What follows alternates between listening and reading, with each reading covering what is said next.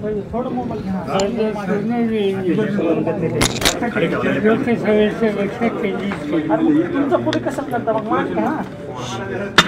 सवन 6 हे अस्वस्थ होतं आणि ही सगळी माहिती कळल्याच्या नंतर मी ठरवलं की अधिवेशन संपल्याच्या नंतर तातडीनं मी जिल्ह्यात जावं, परभणी जिल्ह्यात जावं. त्या हेतूनच आम्ही लोकांनी आता हा दौरा आयोजित केलेला आहे. जी काही माहिती मिळाली तिथे तो लिहिची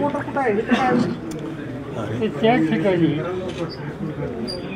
एकेकाळी हा जिल्हा वारकरी विचाराच्या लोकांचा पुरस्कार करणारा जिल्हा होता.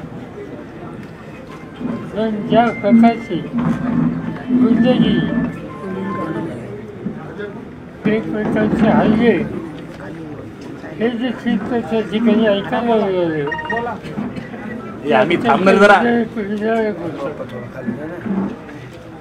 आणि ही अवस्था अशीच जर राहिली ती महाराष्ट्राच्या ऐक्याच्या दिशेने अत्यंत घातक आहे.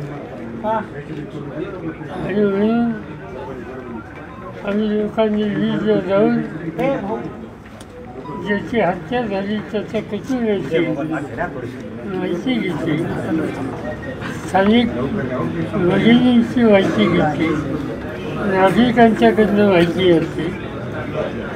दुर्दैवानं त्या ठिकाणी एक दहशतीचं वातावरण आहे आणि लोकांचा आग्रह आहे की याच्यामागे जो सूत्रधार आहे त्याचा शोध घेतला पाहिजे आणि त्याची कठोर कारवाई ही करून त्याला आवर घातला पाहिजे. ही जनतेची मागणी त्या ठिकाणची आहे. आणि परत गेल्याच्या नंतर राज्य सरकारच्या कानावर वीरच्या जनतेची भावना आहे की आम्ही लोक बांधू. हे जसं चित्र होतं तसं चित्र परभणीमध्ये सुद्धा होतं. डॉक्टर बाबासाहेबांच्या पुतळ्याच्या समोर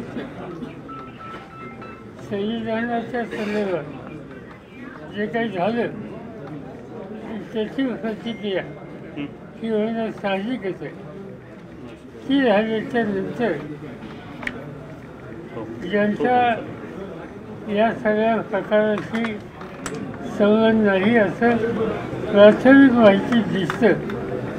अशाच तरुणाला पकडून ज्या पद्धतीची वर्तणूक पोलीस खात्याने त्याला दिली आणि शेवटी त्याला मृत्यूला सामोरं जावं लागलं, त्यामुळं साहजिकच लोकांच्यामध्ये अत्यंत अस्वस्थता आहे. आणि हे चित्र परभणीला सुद्धा फायदा झाला. हे जे घडतं महाराष्ट्रामध्ये हे महाराष्ट्राला सोडणारं नाही.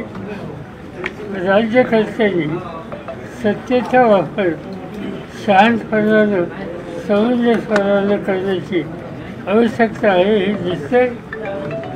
हे दिसत असताना परभणीमध्ये नामांतराच्या चळवळीमध्ये आम्हा लोकांचं काम करणारे एका ज्येष्ठ नेत्याची त्यांचाही मृत्यू या ठिकाणी झाला आणि त्यांच्या कुटुंबांच्याकडे ऐकायला एकंदर स्थिती बघितल्याच्या नंतर अतिशय अस्वस्थता लोकांच्या मनात आहे. आत्ताच्या आत्ता आम्ही काही करू शकत नाही, पण राज्य सरकारची वेळ घेऊन इथे परभणी असो वीर असो इथली सगळी माहिती त्यांच्या कानावर घालणं आणि जे कोणी जबाबदार असतील त्याबद्दल कठोर अशी भावना ते लोक टाकावीत या प्रकारचा आग्रह धरणं हे काम मी आणि आमच्या बाकीच्या खासदारांच्याकडून केलं जाईल एवढं सांगू इच्छितो. साहेब तुम्ही आलात आणि त्याच्यानंतर सरकारही कुठंतरी येत आहे. उपमुख्यमंत्री अजित पवार थोड्याच वेळात येत आहेत. काय वाटतं? घेऊन घेतली असेल सरकारनं जेव्हाही चाललंय त्यांचं हिम चालणार नाही, ॲक्शन घेतलं पाहिजे आणि विशेषतः वीरवर ॲक्शन घेतलं पाहिजे. कारण तिथल्या लोकांच्याकडून ज्यांची नावं येतात त्याची भाजी वाढत अधिकृत नाही, त्यामुळे मी काही भाष्य करत नाही. पण खाली लोकांनी सत्तेमध्ये सहभागी झालेल्या लोकांचा याच्यात सहभाग आहे तेच सुस्त अशा प्रकारची भूमिका लोक त्या ठिकाणी वाढतच असतात. त्याची सखोल चौकशी व्हायची गरज आहे. सर 8 दिवस अधिवेशन झालेलं आहे, अधिवेशनातून फलित काही निघालेलं नाही, एवढा मोठा पैसा आणि वेळ सुद्धा गेलेला आहे राज्याचा.